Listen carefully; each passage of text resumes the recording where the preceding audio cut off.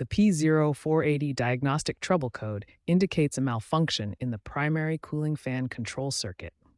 This means the vehicle's computer system cannot properly control the cooling fan operation. The PCM, or Powertrain Control Module, is the brain of the cooling system. It controls fan activation based on coolant temperature readings, monitors the circuit's integrity, and stores diagnostic codes when problems occur. The cooling fan system consists of four key components. The cooling fan motor is typically a 12-volt DC motor with variable speed control. The fan control relay switches the high current fan circuit on and off based on signals from the PCM.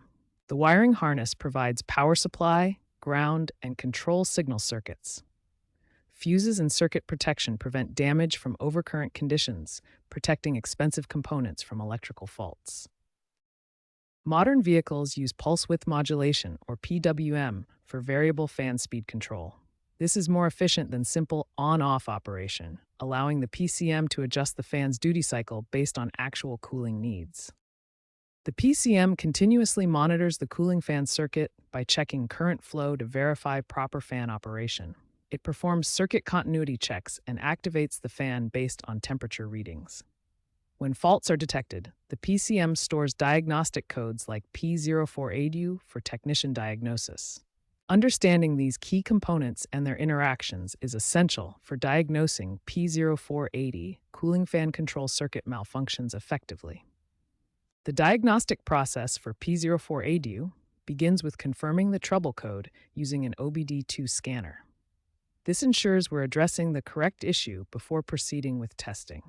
Next, perform a thorough visual inspection of the cooling fan, wiring harness, and electrical connectors.